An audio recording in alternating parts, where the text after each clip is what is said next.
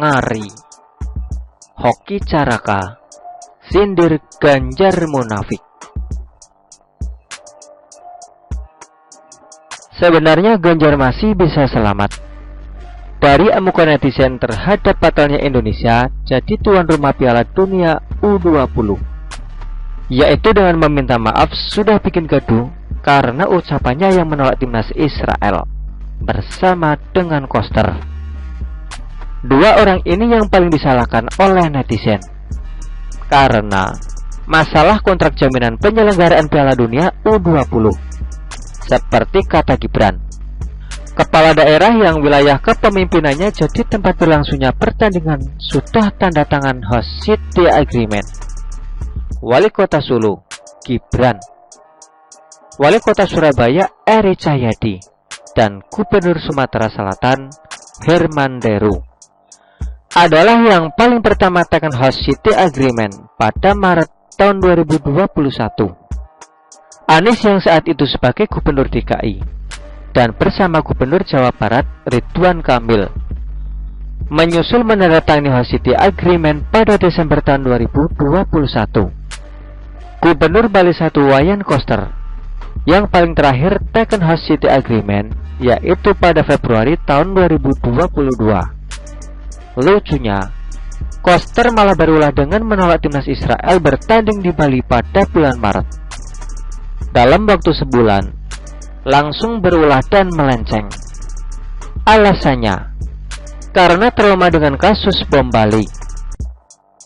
Memangnya sebulan lalu saat tekan dokumen host city agreement, dia tidak berpikir mau ngomong gitu.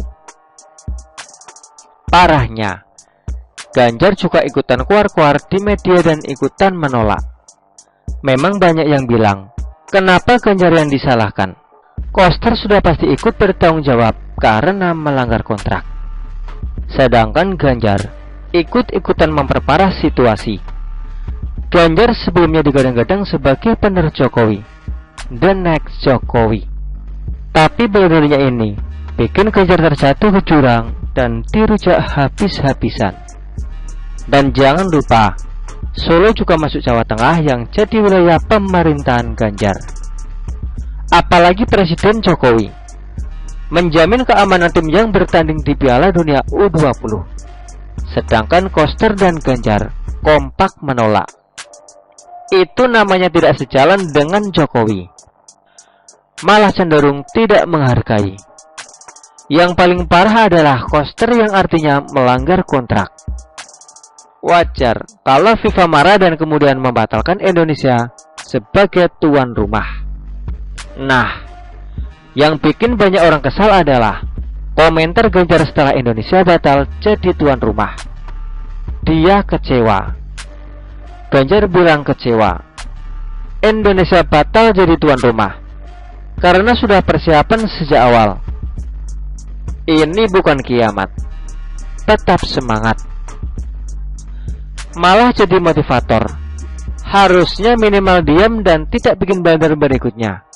Tapi dari sini kita sadar bagaimana cara Ganjar menangani masalah dan bagaimana dia merasa tidak bersalah.